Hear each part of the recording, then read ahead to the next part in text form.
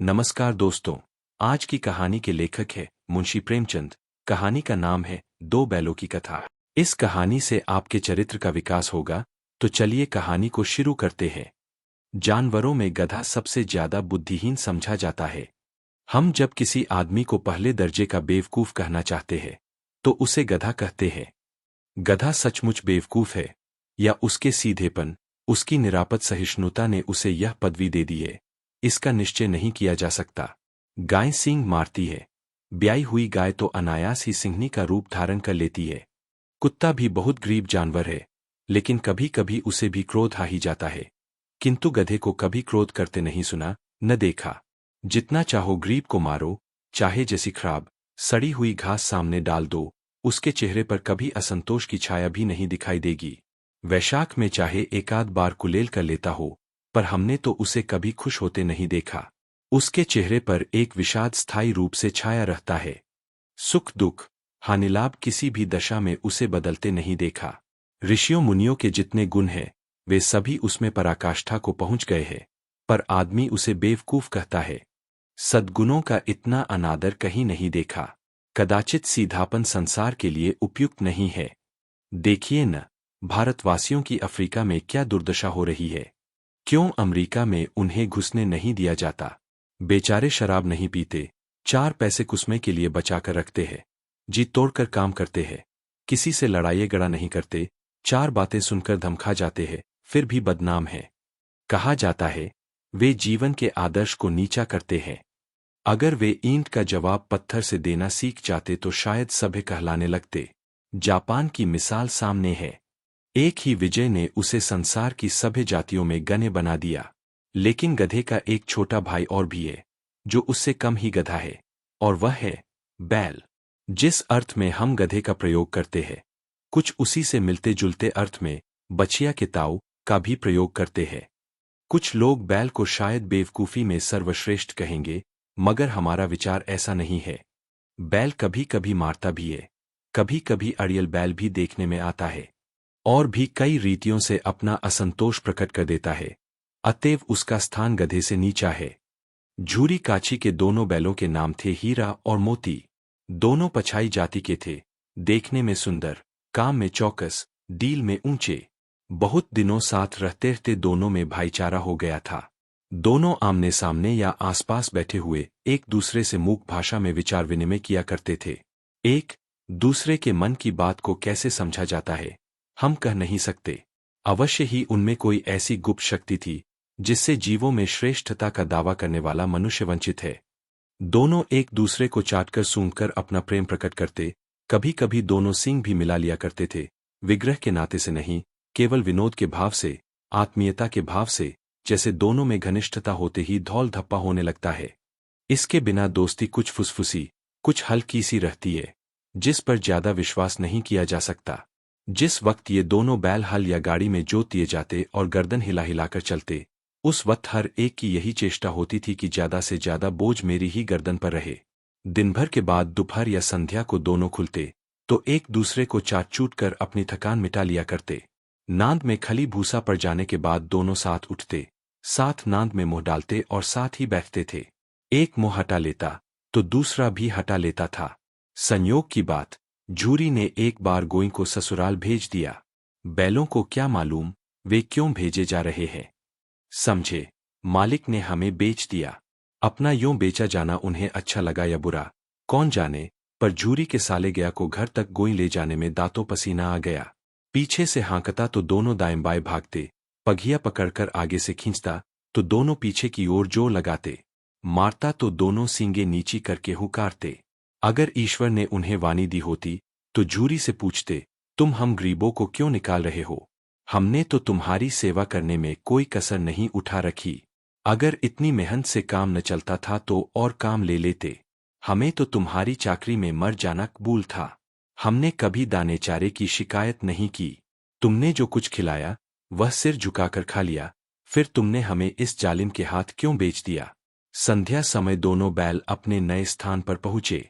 दिन भर के भूखे थे, लेकिन जब नाद में लगाए गए तो एक ने भी उसमें मुंह नहीं डाला। दिल भारी हो रहा था। जिसे उन्होंने अपना घर समझ रखा था, वह आज उनसे छूट गया। यह नया घर, नया गांव, नए आदमी उन्हें बेगानों से लगते थे। दोनों ने अपनी मूक भाषा में सलाह की, एक दूसरे को कनखियों से देखा और लेट गए। जब गांव में सोता पड़ गया तो दोनों ने जोर मारकर पगहे तुड़ा डाले और घर की तरफ चले। पगहे बहुत मजबूत थे। अनुमान न हो सकता था कि कोई बैल उन्हें तोड़ सकेगा, पर इन दोनों में इस समय दूनी शक्ति आ गई थी। एक एक झटके में रस्सियां टूट गईं। झूरी प्रातःकाल सोकर उठा तो देखा कि दोनों बैल चरनी पर खड़े हैं। दोनों की गर्दनों में आधा आधा गराव लटक रहा था। घुटने तक पांव कीचड़ से भरे हैं और दोनों की आंखों में विद्रोहमय स्नेह झलक रहा है। झूरी बैलों को देखकर स्नेह से गदगद हो गया। दौड़कर उन्हें गले लगा लिया। प्रेमालिंगन और चुंबन का वह दृश्य बड़ा ही मनोहर था। घर और गांव के लड़के जमा हो गए और तालियां बजा जाकर उनका स्वागत करने लगे। गांव के इतिहास में यह घटना अभूतपूर्व न होने पर भी महत्वपूर्ण थी। बालसभा ने निश्चय किया, दोनों पशुवीरों का अभिनंदन पत्र देना चाहिए। कोई अपने घर से रोटियां लाया, कोई गुड़, कोई चोकर, कोई भूसी। एक बालक ने कहा, ऐसे बैल किसी के पास न होंगे। दूसरे ने समर्थन किया, इतनी दूर से दोनों अकेले चले आए। तीसरा बोला, बैल नहीं है, वे उस जन के आदमी हैं। इसका प्रतिवाद करने का किसी को साहस नहीं हुआ। झूरी की स्त्री ने बैलों को द्वार पर देखा तो जल उठी। बोली, कैसे नमकहराम बैल है कि एक दिन वहां काम न किया, भाग खड़े हुए। झूरी अपने बैलों पर यह आक्षेप न सुन सका, नमकहराम क्यों है? चारादाना न दिया होगा तो क्या करते? स्त्री ने रोब के साथ कहा, बस तुम ही तो बैलों को खिलाना जानते हो और तो सभी पानी पिला पिलाकर रखते हैं। झूरी ने चिढ़ाया, चारा मिलता तो क्यों भागते? स्त्री चिढ़ी, भागे इसलिए कि वे लोग तुम जैसे बुद्धुओं की तरह बैलों को सहलाते नहीं, खिलाते हैं तो रगड़ कर जोतते भी है। ये दोनों ठहरे कामचोर भाग निकले। अब देखूं कहाँ से खली और चोकर मिलता है। सूखे भूसे के सिवा कुछ न दूंगी, खाए चाहे मरे। वही हुआ। मजूर की बड़ी ताकीद की गई कि बैलों को थाली सूखा भूसा दिया जाए। बैलों ने नांद में मुंह डाला तो फीका फीका, न कोई चिकनाहट न कोई रस। क्या खाए? आशाभरी आंखों से द्वार की ओर ताकने लगे। झूरी ने मजूर से कहा, थोड़ी सी खली क्यों नहीं डाल देता बे? मालकिन मुझे मार ही डालेंगी। चुराकर डाल आ। ना दादा, पीछे से तुम भी उन्हीं की सी कहोगे। दूसरे दिन झूरी का साला फिर आया और बैलों को ले चला। अब की उसने दोनों को गाड़ी में जोता।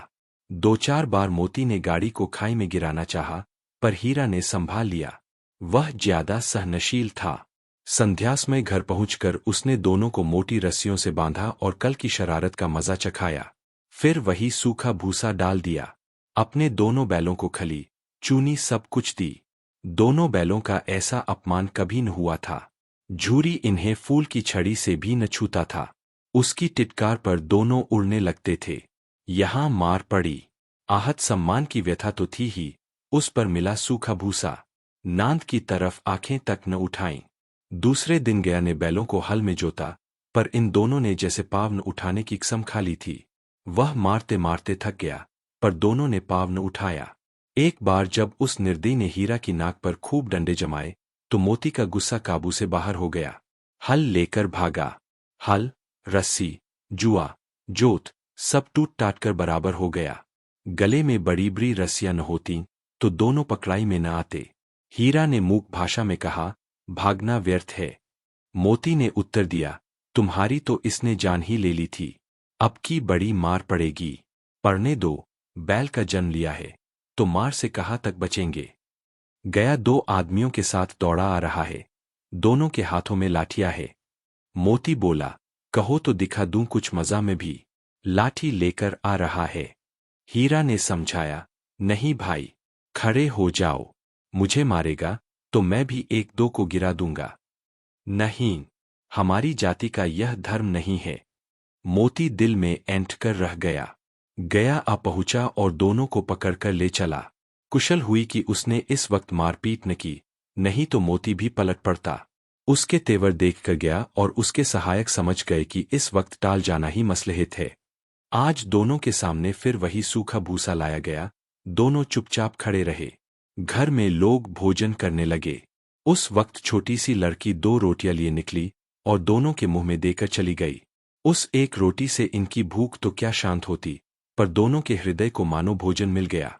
यहाँ भी किसी सज्जन का वास है। लड़की भैरों की थी। उसकी माँ मर चुकी थी। सौतेली माँ उसे मारती रहती थी, इसलिए इन बैलों से एक प्रकार की आत्मीयता हो गई थी। दोनों दिन भर जोते जाते, डंडे खाते, अड़ते, शाम को थान पर बांध दिए जाते और रात को वही बालिका उन्हें 2 रोटियां खिला जाती। प्रेम के इस प्रसाद की यह बरकत थी कि 2-2 गाल सूखा भूसा खाकर भी दोनों दुर्बल न होते थे, मगर दोनों की आंखों में, रोम-रोम में विद्रोह भरा हुआ था। एक दिन मोती ने मूक भाषा में कहा, अब तो नहीं सहा जाता, हीरा, क्या करना चाहते हो? एकाध को सींगों पर उठाकर फेंक दूंगा। लेकिन जानते हो, वह प्यारी लड़की, जो हमें रोटियां खिलाती है, उसी की लड़की है, जो इस घर का मालिक है। यह बेचारी अनाथ हो जाएगी, तो मालकिन को न फेंक दूं, वही तो इस लड़की को मारती है। लेकिन औरत जात पर सींग चलाना मना है, यह भूले जाते हो। तुम तो किसी तरह निकलने ही नहीं देते। बताओ, तुड़ाकर भाग चले। हाँ, यह मैं स्वीकार करता हूं, लेकिन इतनी मोटी रस्सी टूटेगी कैसे? इसका एक उपाय है। पहले रस्सी को थोड़ा सा चबा लो, फिर एक झटके में जाती है। रात को जब बालिका रोटियां खिलाकर चली गई, दोनों रस्सियां चबाने लगे, पर मोटी रस्सी मुंह में न आती थी। बेचारे बार बार जोर लगाकर रह जाते थे। सहसा घर का द्वार खुला और वह लड़की निकली। दोनों सिर झुकाकर उसका हाथ चाटने लगे। दोनों की पूंछें खड़ी हो गईं। उसने उनके माथे सहलाए और बोली, खोल देती हूं, चुपके से भाग जाओ, नहीं तो ये लोग मार डालेंगे। आज घर में सलाह हो रही है कि इनकी नाकों में नाथ डाल दी जाए। उसने गराव खोल दिया, पर दोनों चुप खड़े रहे। मोती ने अपनी भाषा में पूछा, अब चलते क्यों नहीं? हीरा ने कहा, चले तो, लेकिन कल इस अनाथ पर आफत आएगी, सब इसी पर संदेह करेंगे। सहसा बालिका चिल्लाई, दोनों फूफा वाले बैल भागे जे रहे हैं। ओ दादा, दादा, दोनों बैल भागे जा रहे हैं, जल्दी दौड़ो। गया हड़बड़ाकर भीतर से निकला और बैलों को पकड़ने चला। वे दोनों भागे। गया ने पीछा किया, और भी तेज हुए। गया ने शोर मचाया, फिर गांव के कुछ आदमियों को भी साथ लेने के लिए लौटा। दोनों मित्रों को भागने का मौका मिल गया। सीधे दौड़ते चले गए, यहां तक कि मार्ग का ज्ञान न रहा। जिस परिचित मार्ग से आए थे, उसका यहां पता न था। नए नए गांव मिलने लगे। तब दोनों एक खेत के किनारे खड़े होकर सोचने लगे, अब क्या करना चाहिए। हीरा ने कहा, मालूम होता है, राह भूल गए। तुम भी बेतहाशा भागे, वहीं उसे मार गिराना था। उसे मार गिराते तो दुनिया क्या कहती? वह अपने धर्म छोड़ दे, लेकिन हम अपना धर्म क्यों छोड़े? दोनों भूख से व्याकुल हो रहे थे। खेत में मटर खड़ी थी, चरने लगे। रह रह कर आहट लेते रहे थे, कोई आता तो नहीं है। जब पेट भर गया, दोनों ने आजादी का अनुभव किया, तो मस्त होकर उछलने कूदने लगे। पहले दोनों ने डकार ली, फिर सींग मिलाए और एक दूसरे को ठेलने लगे। मोती ने हीरा को कई कदम पीछे हटा दिया, यहां तक कि वह खाई में गिर गया। तब उसे भी क्रोध आ गया, संभल कर उठा और मोती से भिड़ गया। मोती ने देखा, खेल में झगड़ा हुआ चाहता है, तो किनारे हट गया। 3 अरे, यह क्या? कोई सांड डौंकता चला आ रहा है। हाँ, सांड ही है। वह सामने आ पहुंचा। दोनों मित्र बगले झांक रहे थे। सांड पूरा हाथी था। उससे भिड़ना जान से हाथ धोना है, लेकिन न भिड़ने पर भी जान बचती नहीं नजर आती। इन्हीं की तरफ आ भी रहा है। कितनी भयंकर सूरत है। मोती ने मूक भाषा में कहा, बुरे फन से जान बचेगी, कोई उपाय सोचो। हीरा ने चिंतित स्वर में कहा, अपने घमंड में फूला हुआ है, आरजू विनती न सुनेगा। भाग क्यों न चले? भागना कायरता है, तो फिर यहीं मरो। बंदा तो 9-2-11 होता है, और जो दौड़ाए, तो फिर कोई उपाय सोचो जल्द। उपाय यही है कि उस पर दोनों जने एक साथ चोट करें। मैं आगे से रगेदता हूं, तुम पीछे से रगेदो, दुहरी मार पड़ेगी तो भाग खड़ा होगा। मेरी ओर झपटे, तुम बगल से उसके पेट में सींग घुसेड़ देना। जान जोखिम है, पर दूसरा उपाय नहीं है। दोनों मित्र जान हथेलियों पर लेकर लपके। सांड को भी संगठित शत्रुओं से लड़ने का तजुर्बा न था। वह तो एक शत्रु से मल्लयुद्ध करने का आदी था। ज्यों ही हीरा पर झपटा, मोती ने पीछे से दौड़ाया। सांड उसकी तरफ मुड़ा तो हीरा ने रगेदा। सांड चाहता था कि एक एक करके दोनों को गिरा ले, पर ये दोनों भी उस्ताद थे, उसे वह अवसर न देते थे। एक बार सांड छल्लाकर हीरा का अंत कर देने के लिए चला कि मोती ने बगल से आकर उसके पेट में सींग भोंक दिया। सांड क्रोध में आकर पीछे फिरा तो हीरा ने दूसरे पहलू में सींगे चुभा दिया। आखिर बेचारा जख्मी होकर भागा और दोनों मित्रों ने दूर तक उसका पीछा किया, यहां तक कि सांड बेदम होकर गिर पड़ा। तब दोनों ने उसे छोड़ दिया। दोनों मित्र जीत के नशे में झूमते चले जाते थे। मोती ने सांकेतिक भाषा में कहा, मेरा जी चाहता था कि बच्चा को मार ही डालूं। हीरा ने तिरस्कार किया, गिरे हुए बैरी पर सींग न चलाना चाहिए। यह सब ढोंग है। बैरी को ऐसा मारना चाहिए कि फिर न उठे। अब घर कैसे पहुंचोगे, वह सोचो। पहले कुछ खा ले तो सोचे। सामने मटर का खेत था ही। मोती उसमें घुस गया। हीरा मना करता रहा, पर उसने एक न सुनी। अभी 2 ही 4 ग्रास खाए थे कि 2 आदमी लाठियां लिए दौड़ पड़े और दोनों मित्रों को घेर लिया। हीरा तो मेड़ पर था, निकल गया। मोती सींचे हुए खेत में था। उसके खुर कीचड़ में धंसने लगे। न भाग सका। पकड़ लिया।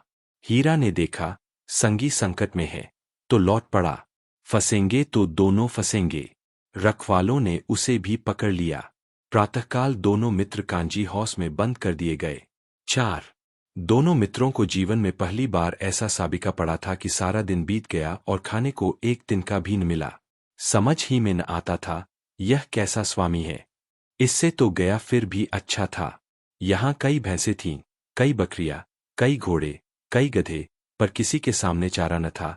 सब जमीन पर मुर्दों की तरह पड़े थे। कई तो इतने कमजोर हो गए थे कि खड़े भी न हो सकते थे। सारा दिन दोनों मित्र फाटक की ओर टकटकी लगाए ताकते रहे, पर कोई चारा लेकर आता न दिखाई दिया। तब दोनों ने दीवार की नमकीन मिट्टी चाटनी शुरू की, पर इससे क्या तृप्ति होती। रात को भी जब कुछ भोजन न मिला, तो हीरा के दिल में विद्रोह की ज्वाला देहक उठी। मोती से बोला, अब नहीं रहा जाता मोती। मोती ने सिर लटकाए हुए जवाब दिया, मुझे तो मालूम होता है कि प्राण निकल रहे हैं। इतनी जल्द हिम्मत न हारो भाई। यहां से भागने का कोई उपाय निकलना चाहिए। आओ दीवार तोड़ डाले। मुझसे तो अब कुछ नहीं होगा। बस इसी बूते पर अकड़ते थे। सारी अकड़ निकल गई। बाड़े की दीवार कच्ची थी। हीरा मजबूत तो था ही, अपने नुकीले सींग दीवार में गड़ा दिए और जोर मारा तो मिट्टी का एक चिप्पड़ निकल आया। फिर तो उसका साहस बढ़ा। इसने दौड़ दौड़कर दीवार पर चोटें की और हर चोट में थोड़ी थोड़ी मिट्टी गिराने लगा। उसी समय कांजी हाउस का चौकीदार लालटेन लेकर जानवरों की हाजिरी लेने आ निकला। हीरा का उच्चटपन देखकर उसे कई डंडे रसीद किए और मोटी सी रस्सी से बांध दिया। मोती ने पड़े पड़े कहा, आखिर मार खाई, क्या मिला। अपने बूते भर जोर तो मार दिया। ऐसा जोर मारना किस काम का की और बंधन में पड़ गए। जोर तो मारता ही जाऊंगा, चाहे कितने ही बंधन पड़ते जाए। जान से हाथ धोना पड़ेगा। कुछ परवाह नहीं, यूं भी तो मरना ही है। सोचो, दीवार खुद जाती तो कितनी जानें बच जाती। इतने भाई यहां बंद हैं, किसी की देह में जान नहीं है। 2-4 दिन यही हाल रहा तो सब मर जाएंगे। हाँ, यह बात तो है। अच्छा, तो ला, फिर मैं भी जोर लगाता हूं। मोती ने भी दीवार में उसी जगह सींग मारा। थोड़ी सी मिट्टी गिरी और फिर हिम्मत बढ़ी। फिर तो वह दीवार में सींग लगाकर इस तरह जोर करने लगा, मानो किसी प्रतिद्वंदी से लड़ रहा है। आखिर कोई 2 घंटे की जोर आजमाई के बाद दीवार ऊपर से लगभग 1 हाथ गिर गई। उसने दूनी शक्ति से दूसरा धक्का मारा तो आधी दीवार गिर पड़ी। दीवार का गिरना था कि अधमरे से पड़े हुए सभी जानवर चेत उठे। तीनों घोड़ियां सरपट भाग निकलीं। फिर बकरियां निकलीं। इसके बाद भैंसें भी खिसक गईं, पर गधे अभी तक ज्यों के त्यों खड़े थे। हीरा ने पूछा, तुम दोनों क्यों नहीं भाग जाते। एक गधे ने कहा, जो कहीं फिर पकड़ लिए जाए तो क्या हरज है। अभी तो भागने का अवसर है। हमें तो डर लगता है, हम यहीं पड़े रहेंगे। आधी रात से ऊपर जा चुकी थी। दोनों गधे अभी तक खड़े सोच रहे थे कि भागें या न भागें, और मोती अपने मित्र की रस्सी तोड़ने में लगा हुआ था। जब वह हार गया तो हीरा ने कहा, तुम जाओ, मुझे यहीं पड़ा रहने दो, शायद कहीं भेंट हो जाए। मोती ने आंखों में आंसू लाकर कहा, तुम मुझे इतना स्वार्थी समझते हो, हीरा? हम और तुम इतने दिनों एक साथ रहे हैं। आज तुम विपत्ति में पड़ गए, तो मैं तुम्हें छोड़कर अलग हो जाऊं? हीरा ने कहा, बहुत मार पड़ेगी, लोग समझ जाएंगे, यह तुम्हारी शरारत है। मोती ने गर्व से बोला, जिस अपराध के लिए तुम्हारे गले में बंधन पड़ा, उसके लिए अगर मुझे मार पड़े तो क्या चिंता? इतना तो हो ही गया कि 9-10 प्राणियों की जान बच गई, वे सब तो आशीर्वाद देंगे।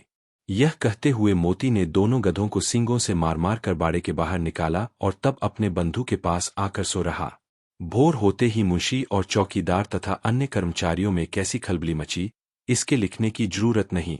बस इतना ही काफी है कि मोती की खूब मरम्मत हुई और उसे भी मोटी रस्सी से बांध दिया गया। 5 एक सप्ताह तक दोनों मित्र वहां बंधे पड़े रहे। किसी ने चारे का एक तृण भी न डाला। हाँ, एक बार पानी दिखा दिया जाता था, यही उनका आधार था। दोनों इतने दुर्बल हो गए थे कि उठा तक नहीं जाता था, ठठरियां निकल आई थीं। एक दिन बाड़े के सामने डुग्गी बजने लगी और दोपहर होते होते वहां 50-60 आदमी जमा हो गए। तब दोनों मित्र निकाले गए और उनकी देखभाल होने लगी। लोग आकर उनकी सूरत देखते और मन फीका करके चले जाते। ऐसे मृतक बैलों का कौन खरीददार होता? सहसा एक दरियल आदमी, जिसकी आंखें लाल थीं और मुद्रा अत्यंत कठोर, आया और दोनों मित्रों के कूल्हों में उंगली गोदकर मुंशी जी से बातें करने लगा। उसका चेहरा देखकर अंतर्ज्ञान से दोनों मित्रों के दिल कांप उठे। वह कौन है और उन्हें क्यों टटोल रहा है, इस विषय में उन्हें कोई संदेह न हुआ। दोनों ने एक दूसरे को भीत नेत्रों से देखा और सिर झुका लिया।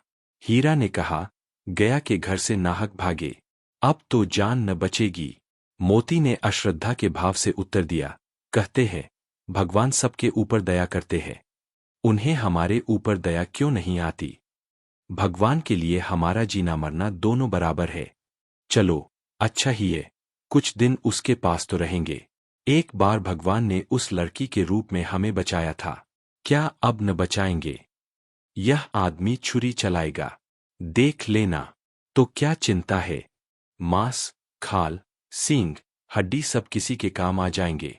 नीलाम हो जाने के बाद दोनों मित्र उस दरियल के साथ चले। दोनों की बोटी बोटी कांप रही थी। बेचारे पाँव तक न उठा सकते थे, पर भय के मारे गिरते पड़ते भागे जाते थे, क्योंकि वह जरा भी चाल धीमी हो जाने पर डंडा जमा देता था। राह में गाय बैलों का एक रेवल हरे भरे हार में चरता नजर आया। सभी जानवर प्रसन्न थे, चिकने, चपल। कोई उछलता था, कोई आनंद से बैठा पागुर करता था। कितना सुखी जीवन था इनका, पर कितने स्वार्थी हैं सब। किसी को चिंता नहीं कि उनके 2 भाई बधिक के हाथ पड़े कैसे दुखी है। सहसा दोनों को ऐसा मालूम हुआ कि परिचित राह है। हाँ, इसी रास्ते से गया उन्हें ले गया था। वही खेत, वही बाग, वही गांव मिलने लगे। प्रतिक्षण उनकी चाल तेज होने लगी। सारी थकान, सारी दुर्बलता गायब हो गई। आह, यह लो, अपना ही हार आ गया। इसी कुएं पर हम पुर चलाने आया करते थे, यही कुआं है।